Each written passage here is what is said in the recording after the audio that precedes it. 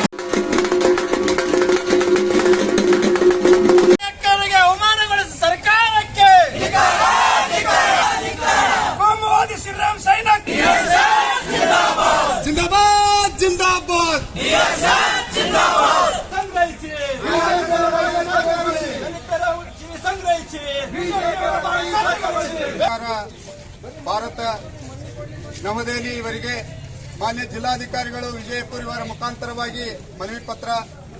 ಮಾನ್ಯರೇ, ಕರ್ನಾಟಕ ದಲಿತ ಸಂಘರ್ಷ ಸಮಿತಿ ಜಿಲ್ಲಾ ಶಾಖೆ ವಿಜಯಪುರ ತಮ್ಮಲ್ಲಿ ಆಗ್ರಹಿಸಿ ಮನವಿ ಅರ್ಪಿಸುವುದೇನೆಂದರೆ, ಆಗಸ್ಟ್ 8ನೇ ತಾರೀಕಿನಂದು ಉತ್ತರಾಖಂಡದ ಹಲ್ಮಾನಿಯ ರಾಮಲೀಲಾ ಮೈದಾನದಲ್ಲಿ ಎಐಸಿಸಿ ಅಧ್ಯಕ್ಷ, ರಾಜ್ಯಸಭೆ ವಿರೋಧ ಪಕ್ಷದ ನಾಯಕರಾದ ಸನ್ಮಾನ್ಯ ಶ್ರೀ ಮಲ್ಲಿಕಾರ್ಜುನ್ ಖರ್ಗೆ ಸಾಹೇಬರು ಸಾರ್ವಜನಿಕ ಸಭೆಯಲ್ಲಿ ಭಾಷಣ ಮಾಡಿ ಮರಳಿದ 2 ದಿನಗಳ ನಂತರ ಅವರು ನಡೆದಾಡಿದ ಮತ್ತು ಭಾಷಣ ಮಾಡಿದ ಸಾರ್ವಜನಿಕ ಸ್ಥಳದ ರಾಮಲೀಲಾ ಮೈದಾನವನ್ನು ಬಿಜೆಪಿಯ ಅಂಗ ಸಹ ಸಂಘಟನೆಯಾದ ಶ್ರೀರಾಮ್ ಸೇನೆಯ ಮನುವಾದಿ ಬ್ರಾಹ್ಮಣಶಾಹಿ ಮಲ್ಲಿಕಾರ್ಜುನ್ ಖರ್ಗೆ ಅವರು ಅಸ್ಪೃಶ್ಯರೆಂಬ ಕಾರಣಕ್ಕೆ ಆ ಸ್ಥಳವನ್ನು ಗಂಗಾಜಲದಿಂದ ಸಿಂಪಡಿಸುವ ಮೂಲಕ ಮತ್ತು ಹೋಮ ಹವನ ಮಾಡಿ ಆ ಜಾಗೆಯನ್ನು ಶುದ್ಧೀಕರಿಸಿರುತ್ತಾರೆ.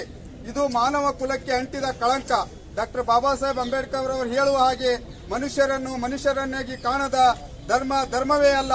ಈ ಹಿಂದೆ ಅನೇಕ ಮಹಾನ್ ದಲಿತ ನಾಯಕರಿಗೂ ಅಪಮಾನಗಳು ಸ್ವಾಭಿಮಾನಕ್ಕೆ ಧಕ್ಕೆ ಬಂದಿದೆ. 1935ರಲ್ಲಿ ಬಾಬು ಜಗಜೀವನರಾವ್ ಅವರ ಕುಟುಂಬ ಪುರಿ ಜಗನ್ನಾಥ್ ದೇವಾಲಯಕ್ಕೆ ದೇವರ ದರ್ಶನ ಪಡೆಯುವ ದೇವಸ್ಥಾನಕ್ಕೆ ಹೋದಾಗ ಮೈಲಿಗೆ ಆಯಿತೆಂದು ಶುದ್ಧೀಕರಣ ಮಾಡಿರುತ್ತಾರೆ. 2019ರಲ್ಲಿ ಒಡಿಶಾ ಸರ್ಕಾರದ ಸಚಿವೆಯಾದ ಪ್ರಮೀಳಾ ಮಲ್ಲಿಕ್ ಅವರು ದಲಿತ ಎಂಬ ಕಾರಣಕ್ಕೆ ಭದ್ರಿಕ್ ಜಿಲ್ಲೆಯ ಅಖಂಡಮಣಿ ದೇವಸ್ಥಾನಕ್ಕೆ ಭೇಟಿ ನೀಡಿದಾಗ ದೇವಸ್ಥಾನವನ್ನು ಶುದ್ಧೀಕರಣ ಪ್ರಕ್ರಿಯೆ ನಡೆಯಿತು. 2014ರಲ್ಲಿ ಅಂದಿನ ಬಿಹಾರದ ಮುಖ್ಯಮಂತ್ರಿ ಜೀತನ್ ರಾಮ್ ಮಾಂಝಿ ಅವರ ಮಧುಮಹಿ ಜಿಲ್ಲೆಯ ಅಂತರವಾಡೆ ಗ್ರಾಮದ ಪರಮೇಶ್ವರಿ ದೇವಸ್ಥಾನಕ್ಕೆ ಭೇಟಿ ನೀಡಿ ವಾಪಸ್ಸಾದ ಬಳಿಕ ಆ ದೇವಸ್ಥಾನವನ್ನು ಶುದ್ಧೀಕರಣ ಮಾಡಲಾಯಿತು. ಹೀಗೆ ಈ ದೇಶದಲ್ಲಿ ಬ್ರಾಹ್ಮಣಶಾಹಿ ವರ್ಗದ ಬಿಜೆಪಿಗರು ಜಾತಿ ವ್ಯವಸ್ಥೆಯನ್ನು ಮುಂದುವರಿಸುತ್ತಾ ಬಂದಿದ್ದಾರೆ. ಈ ದೇಶದಲ್ಲಿ ಹುಟ್ಟಿರುವ ಯಾರೂ ಜಾತಿಯ ದಲಿತರು ತಾರತಮ್ಯ ಅನುಭವಿಸಬಾರದು. ದಲಿತರಾಗಿ ಹುಟ್ಟಿ ಅನೇಕ ಅಪಮಾನಗಳನ್ನು ಎದುರಿಸುತ್ತಿದ್ದ ಡಾಕ್ಟರ್ ಬಾಬಾ ಸಾಹೇಬ್ ಅಂಬೇಡ್ಕರ್ ಅವರು ಇಂಥ ಅವಮಾನವೀಯ ಹೇಯ ಕೃತ್ಯವನ್ನು ಕಿತ್ತೆಸೆದು ಅವರ ಆಶಯವಾಗಿತ್ತು. ಅಂತೆಯೇ ಜಾತಿ, ಧರ್ಮ, ಪ್ರದೇಶ, ಭಾಷೆ ಆಧಾರದಲ್ಲಿ ಭೇದ ಎನಿಸುವುದನ್ನು, ತಾರತಮ್ಯ ಮಾಡುವುದನ್ನು ಭಾರತ ಸಂವಿಧಾನ ನಿಷೇಧಿಸಿದೆ. ಆದರೆ ಇಂದಿಗೂ ದಲಿತರ ಸಮುದಾಯಕ್ಕೆ ಸೇರಿದ ಶಾಸಕರು, ಮಂತ್ರಿಗಳಿಗೆ, ಮುಖಂಡರುಗಳಿಗೆ ಅಸ್ಪೃಶ್ಯತೆ ಸಂಬಂಧಿಸಿದ ಅವಮಾನಗಳು ಗುರಿಯಾಗುತ್ತಿರುವುದು ಅಸ್ಪೃಶ್ಯತೆ ಎಷ್ಟು ವ್ಯಾಪಕವಾಗಿದೆ ಮತ್ತು ಜಾತಿ ಶ್ರೇಣೀಕೃತ ಹಿಡಿತ ಎಷ್ಟು ಪ್ರಭಾವವಾಗಿದೆ ಎಂಬುದನ್ನು ಸೂಚಿಸುತ್ತದೆ. ಇಂಥ ಕಾನೂನಿನ ಪ್ರಕಾರ ಅಪರಾಧ ಮಾತ್ರವಲ್ಲದೆ ಮಾನವೀಯ ಆಧ್ಯಾತ್ಮಕ್ಕೆ ಮನುವಾದ ದ್ರೋಹ ಬಗೆಯುತ್ತದೆ.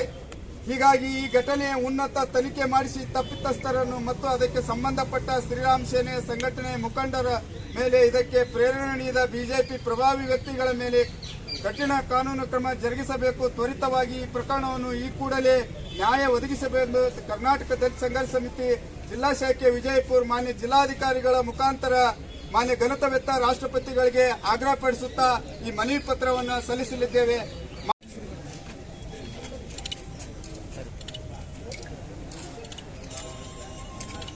ಇವತ್ತಿನ ದಿವಸ ಕರ್ನಾಟಕ ರಾಜ್ಯ ದಲಿತ ಸಂಘರ್ಷ ಸಮಿತಿ ಬಿಜಾಪುರ ಜಿಲ್ಲೆ ಶಾಖೆ ವತಿಯಿಂದ ಏನು ಆಗಸ್ಟ್ 8ರಂದು ರಾಮಲೀಲಾ ಮೈದಾನದಲ್ಲಿ ಮಾನ್ಯ ಶ್ರೀ ಖರ್ಗೆ ಸಾಹೇಬರ ಭಾಷಣದ ನಂತರ ಮನುವಾದಿ ಕಿಡಿಗೇಡಿ ಬಿಜೆಪಿ ಅಂಗಪಕ್ಷಗಳು ಇವತ್ತು ರಾಮಲೀಲಾ ಮೈದಾನವನ್ನು ಶುದ್ಧೀಕರಣ ಮಾಡಿದ್ದೇವೆ ಗಂಗಾಜಲದ ಮುಖಾಂತರ ಅಂತ ಹೇಳಿ ಏನು ಮಾಡಿದ್ದಾರೆ. ಅದನ್ನು ಇವತ್ತಿನ ದಿವಸ ಖಂಡಿಸಿ ಇವತ್ತು ಬೃಹತ್ ಪ್ರತಿಭಟನೆಯನ್ನು ಹಮ್ಮಿಕೊಂಡಿದ್ದೇವೆ. ಈ ಪ್ರತಿಭಟನೆಯ ಮುಖ್ಯ ಉದ್ದೇಶ ಏನು, ದಲಿತರ ಬಗ್ಗೆ ಅವಹೇಳನಕಾರಿಯಾಗಿ ನೀವು ಮಾಡ್ತಾ ಇದ್ದೀರಿ, ಅವಮಾನವನ್ನು ಮಾಡ್ತಿದ್ರಿ ಪದೇ ಪದೇ ಈ ದೇಶದಲ್ಲಿ. ಅವರಿಗೆ ಇವತ್ತಿನ ದಿವಸ ದಲಿತ ಸಂಘರ್ಷ ಸಮಿತಿ ದಲಿತರ ಒಂದೊಂದು ಹನಿ ಮೂತ್ರವನ್ನು ಇವತ್ತಿನ ದಿವಸ ಬಿಜೆಪಿಯರ ಮತ್ತು ಬಿಜೆಪಿ ಅಂಗಪಕ್ಷದ ಎಲ್ಲ ಪದಾಧಿಕಾರಿಗಳಿಗೆ ಅವರ ಬಾಯಿಯನ್ನು ಮತ್ತು ಅವರ ಮನಸ್ಸನ್ನು ದಲಿತರ ಮೂತ್ರದಿಂದ ಸ್ವಚ್ಛಗೊಳಿಸ್ತೇವೆ ಅಂತಕ್ಕಂಥ ಘೋಷಣೆ ಕೂಗುವುದರ ಮುಖಾಂತರ ಇವತ್ತಿನ ದಿವಸ ಇಡೀ ಒಂದು ಮನುವಾದಿಗಳಿಗೆ ಎಚ್ಚರಿಕೆಯನ್ನು ಕೊಡ್ತಾ ಇದ್ದೇವೆ ಬಂಧುಗಳೇ. ಹೀಗಾಗಿ ಅನೇಕ ಸಂದರ್ಭಗಳಲ್ಲಿ ಡಾಕ್ಟರ್ ಬಾಬಾ ಸಾಹೇಬ್ ಅಂಬೇಡ್ಕರ್ ಅವರು ಏನೋ ಮನುಷ್ಯತ್ವ ಇಲ್ಲದ ಧರ್ಮವನ್ನು ತ್ಯಜಿಸಬೇಕು ಅಂತಕ್ಕಂಥ ಮಾತನ್ನು ಮನುಷ್ಯರನ್ನಾಗಿ ಕಾಣದಂಥ ಇಂಥ ದೇಶದ ಹೇಯ ಕೃತ್ಯಗಳನ್ನು ಇವತ್ತು ಎದ್ದು ಎಸಿಬೇಕಂತಕ್ಕಂಥ ಮಾತನ್ನು ಡಾಕ್ಟರ್ ಬಾಬಾ ಸಾಹೇಬ್ ಅಂಬೇಡ್ಕರ್ ಅವರು ಹೇಳಿದ್ದಾರೆ.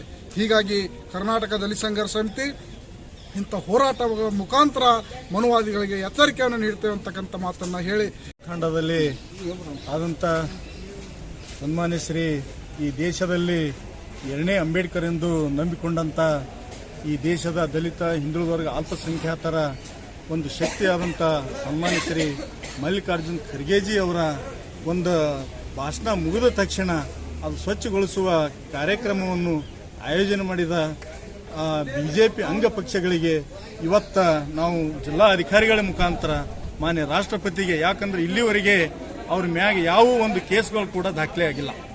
ಹಾಗಾಗಿ ಅವ್ರ ಮ್ಯಾಗ ಒಂದು ಅಟ್ರಾಸಿಟಿ ಮತ್ತು ಗುಂಡಾಯುಕ್ತ ಗಡೀಪಾರ್ ಅನ್ನುವ ಕೇಸ್ಗಳು ಕೂಡ ದಾಖಲೆ ಮಾಡಬೇಕು.